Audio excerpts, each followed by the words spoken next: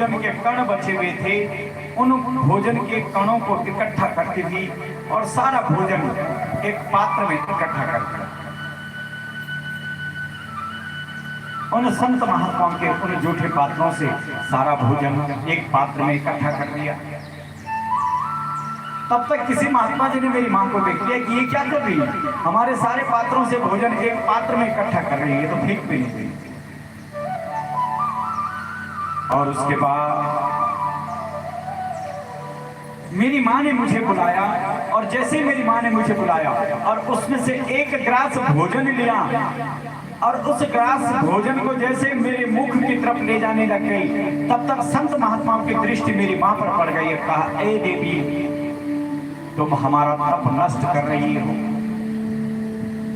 तुमने हमारी तपस्या को नष्ट कर दिया है। इस छोटे से ब्रह्म स्वरूप इस बालक को और हमारा झूठा भोजन करवा रही हो। उच्छिष्ट भोजनम स्वानम, अपना झूठा भोजन तो कुत्ते को भी नहीं देना, ये भागवत कहता है। उच्छिष्ट भोजनम स्वानम।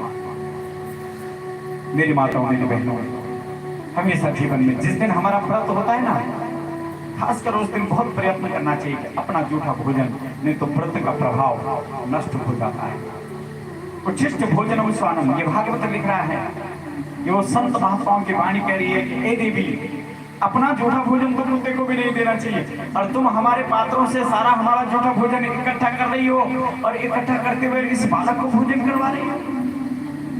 तुमने हमारी तपस्या नष्ट कर दी।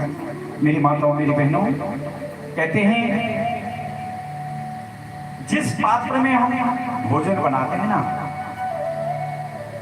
जिस बर्तन में हम रोज भोजन बनाते हैं, उसमें कभी भी हो झूठे हाथ नहीं धोने।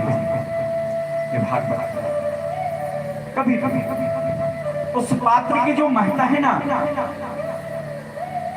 उस भोजन के पात्र के, क्योंकि वो भोजन का जो पात्र है ना आपका, जिसमें आप रोज भोजन बनाते हैं, जब आप उसमें झूठे हाथ धो देते हैं या उसी पात्र में बैठ करके भोजन कर लेते हैं, तो उस पात्र की महत्ता समाप्त हो जाती है। उस पात्र का जो तत्व है, क्योंकि उस पात्र में अन्नपूर्णा देवी निवास करती है।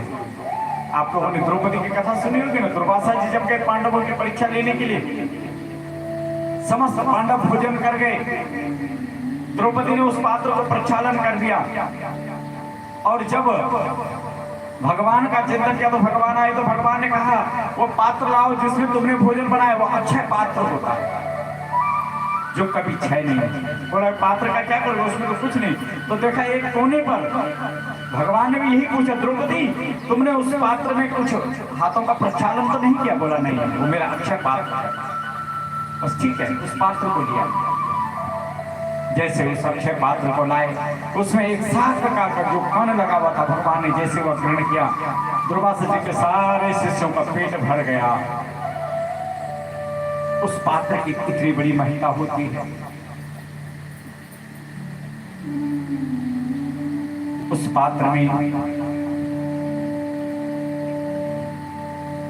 इसलिए हमेशा याद रखो, जिस पात्र में भोजन बनाते हैं उस पात्र में कभी झूठे हाथ नहीं धोना चाहिए। वो पात्र हमेशा पवित्र हो,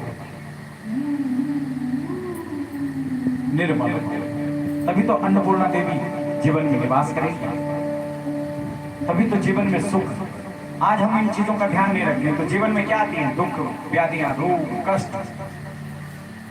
क्योंकि अन्नपूर्णा में तो शक्ति है नहीं, अन्नपूर्णा का पात्र शुद्ध नहीं है, और जब अन्नपूर्णा का पात्र शुद्ध नहीं होगा तो जीवन में दुखी आएगा।